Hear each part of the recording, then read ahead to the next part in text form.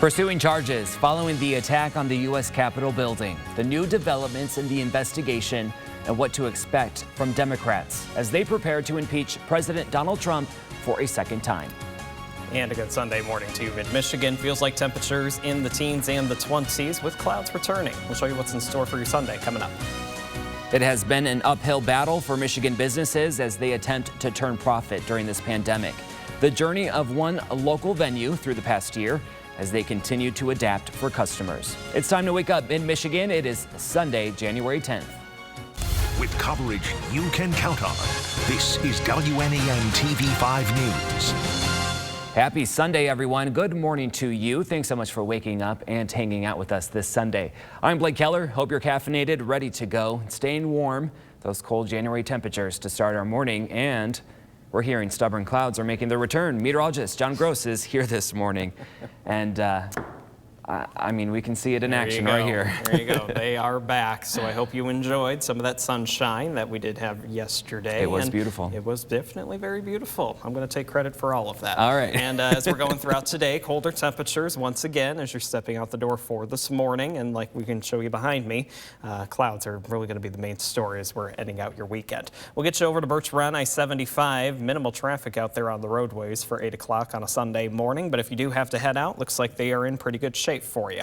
We'll get you some numbers out the door right now. Temperatures pretty much in the 20s. We got 28 in Mount Pleasant, Midland, 25 in Flint. It's 26 in Bad Axe, 28 right now in Oscoda. But if you can believe it, temperature change from the past 24 hours, that keeps us a good 5, 10, even upwards of 24 degrees warmer than this time yesterday in Houghton Lake. So while it's still technically warmer than this time yesterday, still bundled up for the 20s. Visibilities have been pretty good across mid-Michigan. Still a few trouble spots, it looks like, near Genco. So just keep that in mind if you're traveling near Flint this morning, if you're going to be stepping out. Pinpoint Doppler radar from MBS also keeps us mainly dry. No rain, no snow really to talk about. Looks like the worst of it for today could be a few lake-induced isolated flurries. Now that'll be coming primarily off of Lake Michigan, and that's all going to be due to our wind direction, mainly from the west. You can also see some more clouds on the other side of Lake Michigan. Those will be filtering into our skies periodically as we're going throughout today. Drive-through forecast, we got your breakfast, lunch, and dinner. Looks like we'll be starting about 27 for this morning, getting into the low to mid 30s by the afternoon. Again, more clouds than sun, and we'll carry the chance for some flurries to end out your weekend. We'll have a full look at the week ahead coming up here in just a little bit. Blake, we'll send it back to you. Alrighty, John, thank you. House Democrats laying plans for impeaching President Donald Trump. That can happen as soon as tomorrow. This after his supporters violently stormed the Capitol building Wednesday following a speech from the president. That's as lawmakers were voting on the electoral count. Tom Hansen has the latest. A senior law enforcement official tells CBS News investigators are exploring why some individuals at the Capitol riot had weapons and zip ties that can function as plastic handcuffs. The Justice Department continues to pursue charges in connection with Wednesday's assault. That includes Adam Johnson of Florida, allegedly seen carrying House Speaker Nancy Pelosi's lectern during the rampage, and Jacob Anthony Chansley, believed to be this shirtless man wearing horns, a bearskin headdress, and face paint, was also arrested. With less than 2 weeks before President Trump leaves the White House, congressional Democrats are preparing to bring articles of impeachment against him as early as Monday. It was an act of sedition that was incited and encouraged by Donald Trump. House Speaker Nancy Pelosi spoke to Leslie Stahl for this Sunday's 60 Minutes. Well, sadly, the person who's running the executive branch is a deranged, unhinged, dangerous President of the United States. The draft article of impeachment, incitement of insurrection, alleges President Trump's conduct on Wednesday gravely endangered the security of the United States. He would be the first president to be impeached twice. Hello, Patriots! On Saturday, some heavily armed President Trump supporters gathered in Minneapolis for a Stop the Steal protest. We want Donald Trump to resign! While anti-Trump demonstrators rallied in front of Chicago's Trump Tower, in New York's Times Square, and in a handful of other cities. Tom Hansen, CBS News, New York. The Department of Justice says it's not pardoning people involved in that riot. Now it points to false social media reports that are making that claim.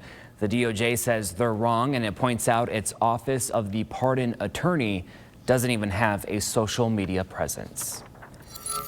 Developing this morning, officials have discovered the wreckage after a plane crashed shortly after taking off in Indonesia. Navy divers located a signal from the aircraft's main body that led them to the debris, including a plane registration number, landing gear, and life vests. The Boeing 737-500 dropped 10,000 feet in less than 1 minute before disappearing from the radar. It was carrying 50 passengers, 43 adults and 7 children, as well as 12 crew members. That's all according to Indonesia's Minister of Transportation. Officials say human remains have been found and search efforts for all the victims will continue. Michigan reported more than 2,700 new cases of coronavirus and an additional 222 deaths, 207 of which were identified during a vital records review. That brings the state's total to more than 519,000 cases and 13,354 deaths. Despite the state's order banning indoor dining, a Mount Morris restaurant is opening up a single table at a time for dine-in service. That's at Gilley's Coney Island off Dort Highway. General Manager David Gilley argues the term gathering in the order doesn't apply to a single person or the same household of up to 6 people, and says it's no different than what restaurants are doing with outside tents or igloos. All my life I've followed laws, I've compromised, I've done what the inspectors say when they want, but every once in a while there's a point in time where you have to stand up for yourself. I'm doing this because some people desperately need social interaction. They need to be able to come in out of the cold when they're working and sit down for a lunch break. The Genesee County Health Department gave Gilley a warning, saying they didn't agree with his interpretation of the order. He has yet to receive a citation. A cafe in the Upper Peninsula has been found in contempt of court and fined $2,500 for continuing to serve indoor diners. It's the latest effort to get Cafe Rosetta to comply with coronavirus restrictions. A judge told the owners civil disobedience is not an option. The cafe owner says she can't afford to limit her business to carry out only. Now, the cafe has until Wednesday to file their legal argument against it. TV5 News Time right now is 8:07, still ahead in our next half hour. More states are getting hit hard with new coronavirus cases. Why the vaccine rollout can't come fast enough. And coming up next, a Mid-Michigan man's new invention is making these winter months a little easier. Where you can find his new shovel lever next. More local news. A local inventor is teaming up with Ace in Midland. That's for a pop-up sale of his new shovel handle. Now he calls it the shovel lever, and it's mounted onto the shovel, which makes it easier to clear some snow.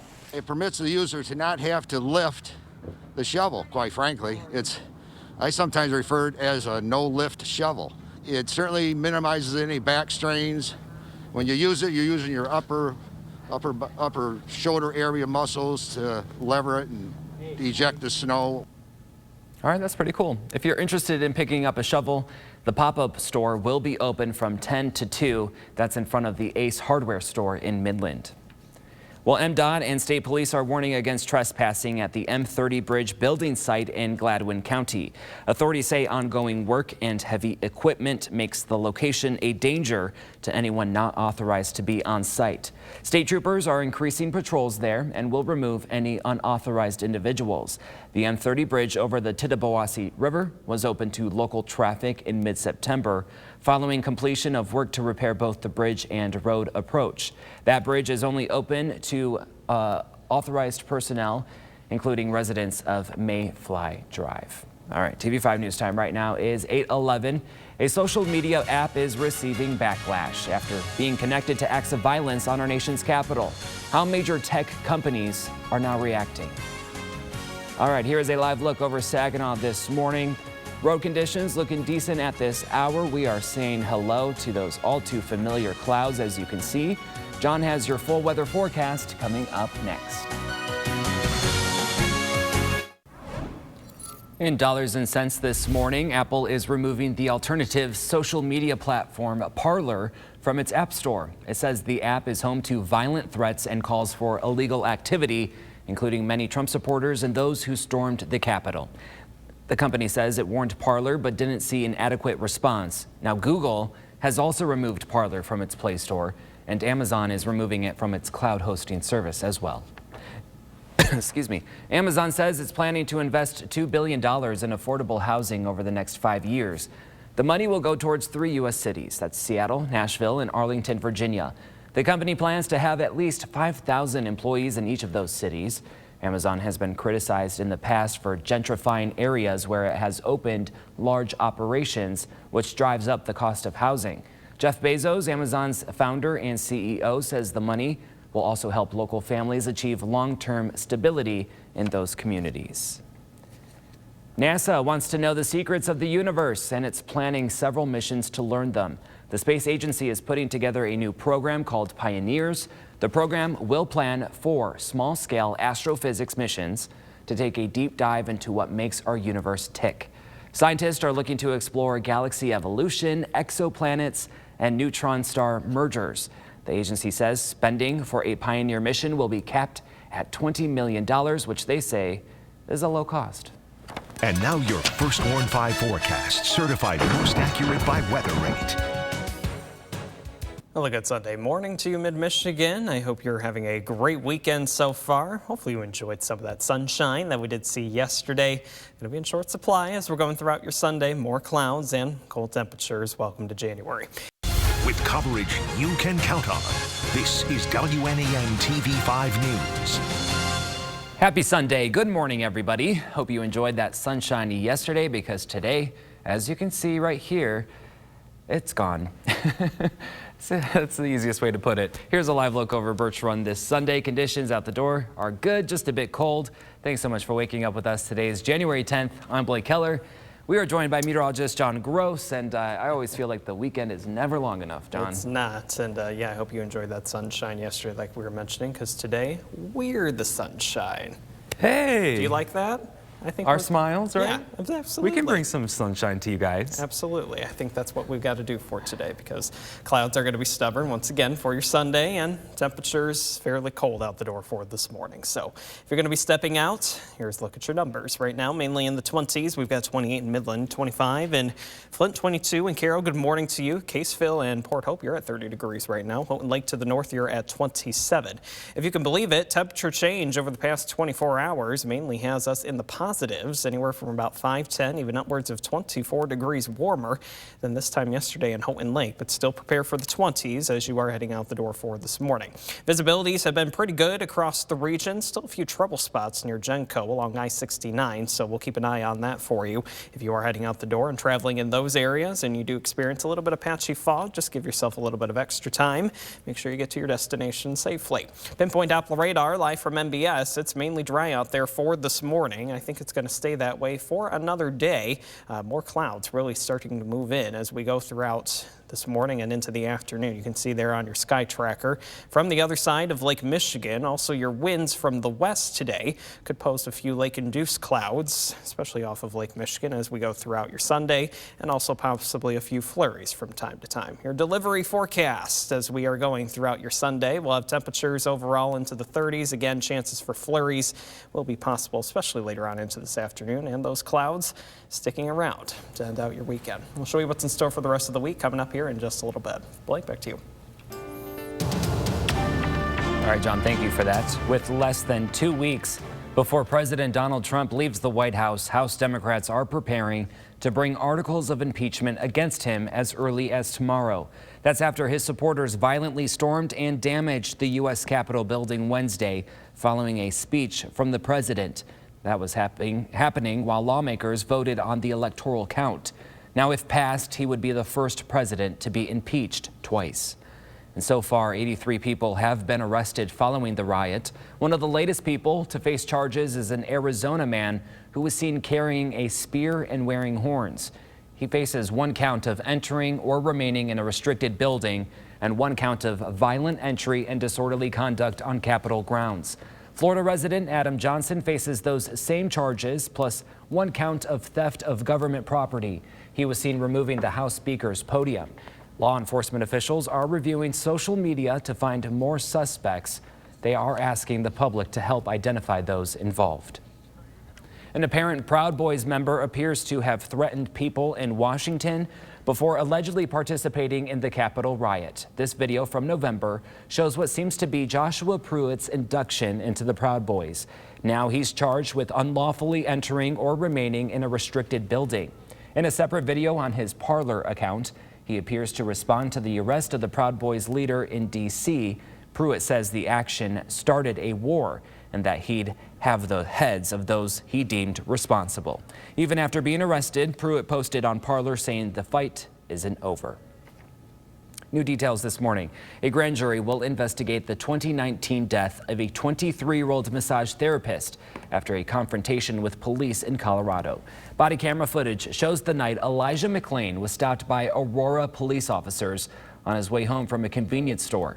Days later, he'd be removed from life support and pronounced dead. Activists and the McLean family placing the blame on first responders for his death.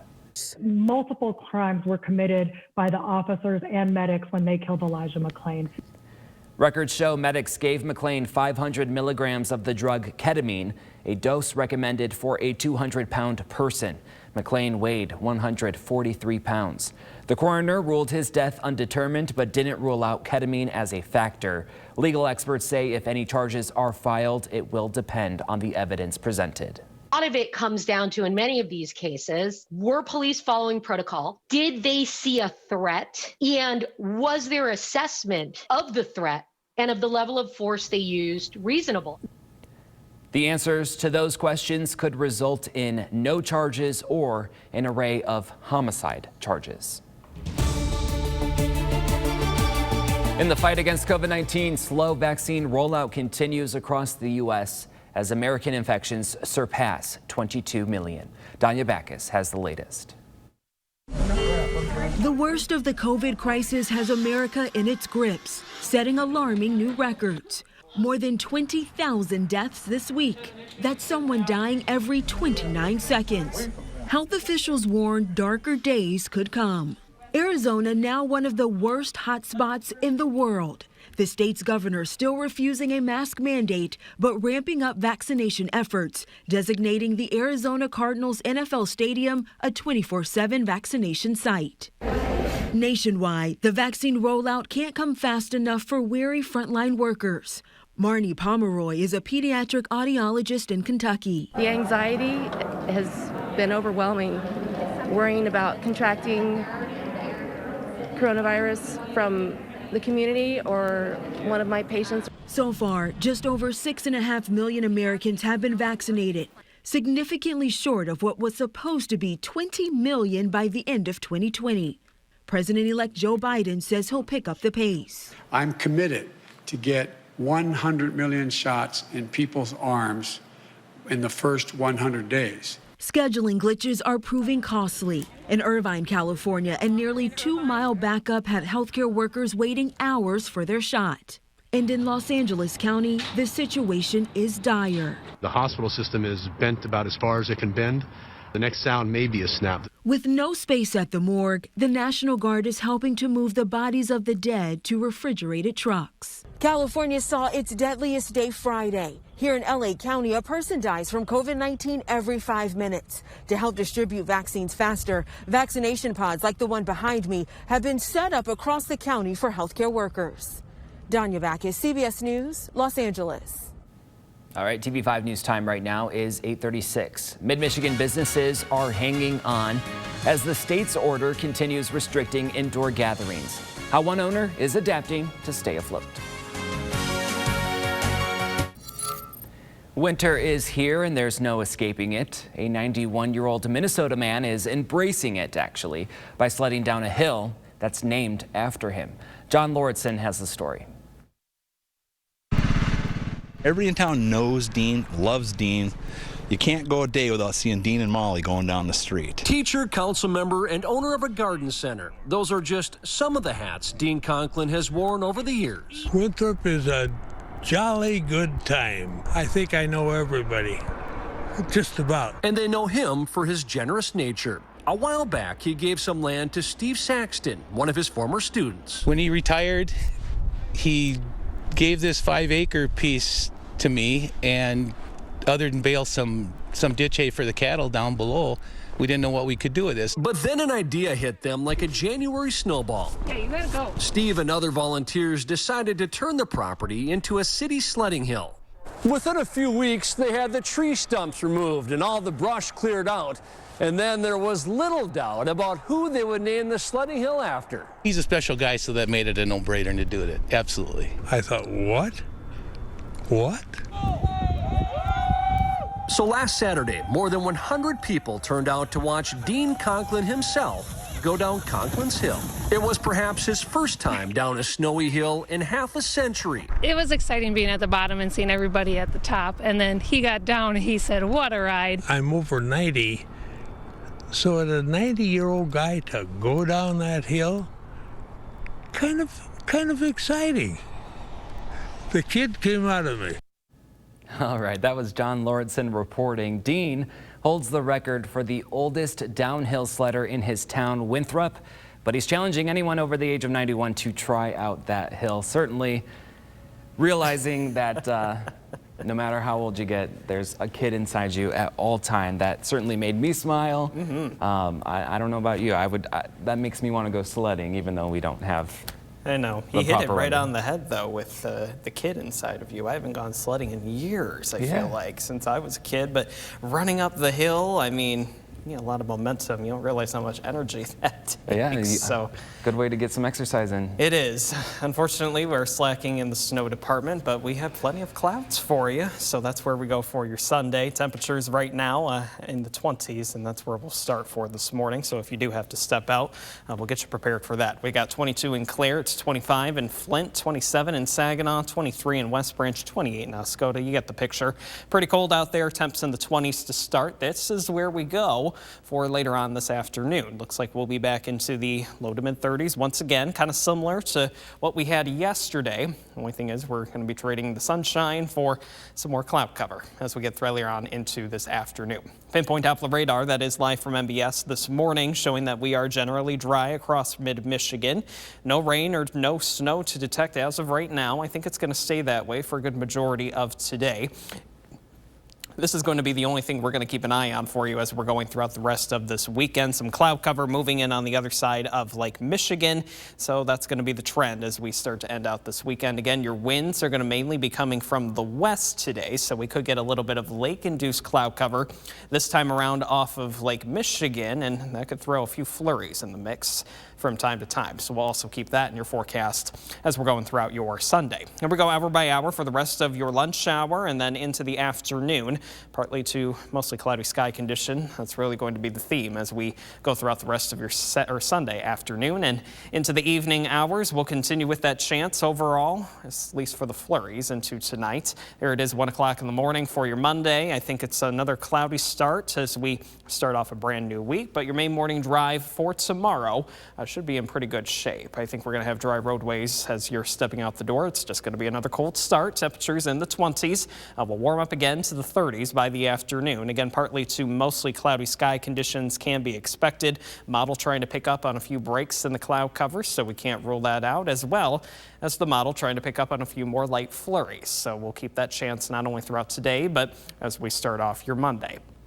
Here's your forecast as we're going throughout the rest of your Sunday. Again, we'll have temperatures by this afternoon, low to mid 30s, partly to mostly cloudy, kind of sounding like a broken record there with isolated flurries. And you guessed it, more of the same as we go throughout the overnight period tonight. Temperatures will be back down into the lower 20s as we start off a brand new week into the beginning of your Monday morning. There you go for the temperature trend into the next 5 days. It looks like we will be sticking with the 30s for most of next week. Quote unquote warmer days look to come on Wednesday and Thursday. We'll call for the upper 30s, possibly a few of us making a run near 40 on Thursday. 7-day forecast, it's cloudy. That's going to be the main story as we go throughout not only today, but into next week. I do think most of the next 4 days up to about Wednesday stays mainly dry. Not until we get to about Thursday, Friday. That'll be our next best shot at some rain and possibly a little bit of snow. We'll have to keep an eye on that for you, and we'll carry that chance even into next weekend. Blake, we'll send it back to you. All right, John, thank you for the update. Happy Sunday, everybody. TV5 News time is 8:49. As many struggle amid the pandemic, the vaccine is giving some hope.